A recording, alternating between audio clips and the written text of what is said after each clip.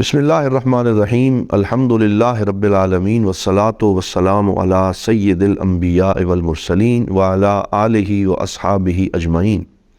معزز سامعین و ناظرین، تفسیر ضیاء القرآن شریف کے درس کے ساتھ حاضر خدمت ہے۔ تعوذ اور تسمیہ کا درس مکمل ہونے کے بعد سورہ فاتحہ سے آغاز کیا جا رہا ہے۔ ارشاد باری تعالی ہے، بسم اللہ الرحمن الرحیم الحمد للہ رب العالمین۔ سب تعریفیں اللہ کے لیے جو مرتبہ کمال تک پہنچانے والا ہے سارے جہانوں کا۔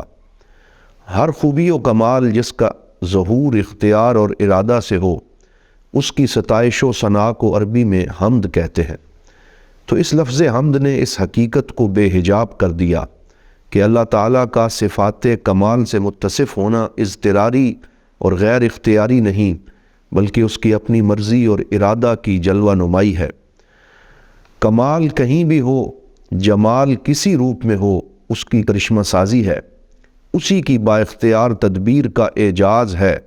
تو ستائش و تعریف کسی کی بھی کی جائے، حقیقت میں اسی ذات بے ہمتا کی ہے، جس کی قدرت و اختیار سے اس عالم رنگ و بو کی ساری رنگینیاں اور رعنائیاں روح پذیر ہیں۔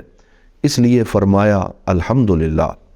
سورہ فاتحہ کا آغاز الحمد سے کیا، اس سے اس امر کی طرف بھی اشارہ ہے کہ سالک جب راہ طلب میں قدم رکھے تو پہلے اپنے رب کی حمد کرے، جس نے اس راہ پر گامزن ہونے کی اسے توفیق بخشی، جس نے منزل مقصود کی لگن اس کے دل میں پیدا کی، کیونکہ میری طلب بھی انہی کے کرم کا صدقہ ہے، قدم یہ اٹھتے نہیں ہیں اٹھائے جاتے ہیں۔ نیز اس صورت میں دعا بھی ہے، اور دعا کے آداب سے یہ بھی ہے کہ مولا کریم جس کے سامنے وہ دامن طلب پھیلا رہا ہے، اس کی بخشش بے انداز اور اس کی عنایت جہاں پرور کا اعتراف کرے۔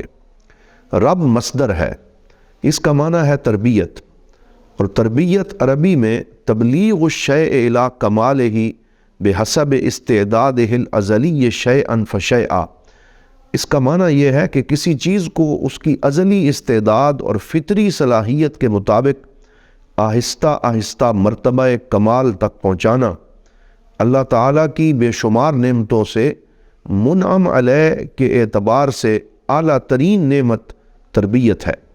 اس لیے حمد کے فوراً بعد اس کا ذکر فرما کر حامد کو یاد دلایا کہ جس کی تو حمد کر رہا ہے وہی ہر حمد کے لائق ہے، کیونکہ اسی نے تجھے ضعف و ناتوانی، جہالت و بے بسی کی حالت سے نکال کر اس منزل تک پہنچایا۔ عالمین عالم کی جمع ہے، اور یہ ماخوذ ہے علم بمعنی علامت و نشانی سے، کیونکہ ہر چیز اپنے پیدا کرنے والے کا پتہ دیتی ہے۔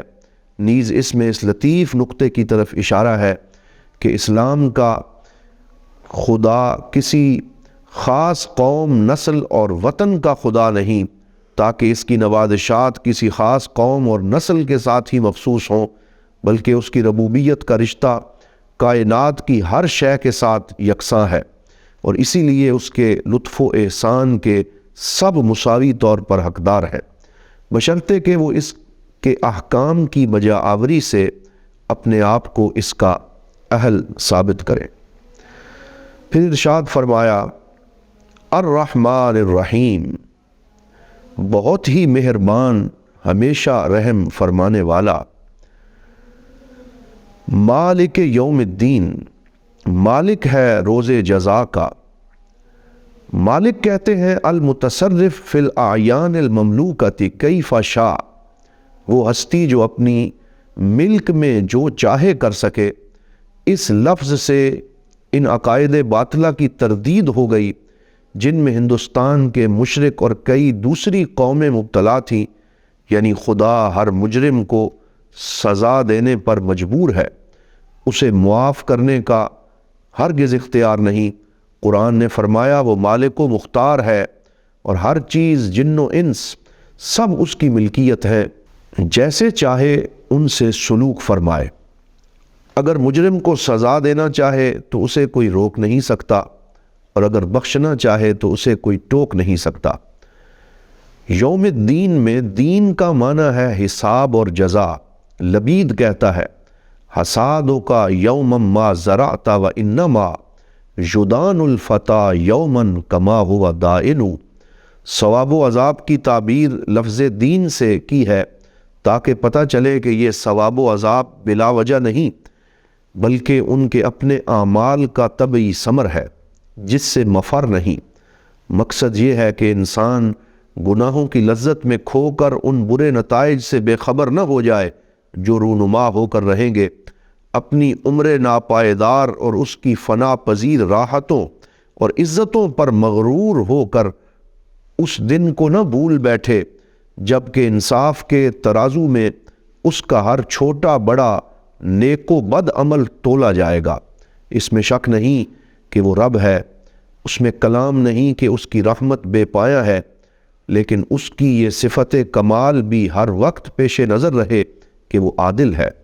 حق تو یہ ہے کہ عدل کے بغیر اس کی صفات ربوبیت و رحمت کا کامل ظہور ہو ہی نہیں سکتا۔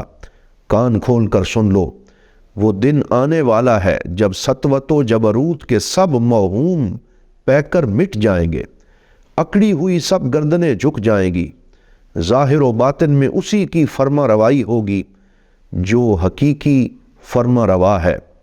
کتنی افسوسناک حقیقت ہے کہ وہ امت جس کے دین کے بنیادی عقائد میں روز جزا پر ایمان لانا ہے، میدان عمل میں اس کی غالب اکثریت میں اس ایمان کا کوئی اثر محسوس نہیں کیا جاتا۔ وہ روز حساب اور مکافات عمل کے قانون سے یوں غافل ہیں کہ گویا کسی نے انہیں یہ بات بتائی ہی نہیں۔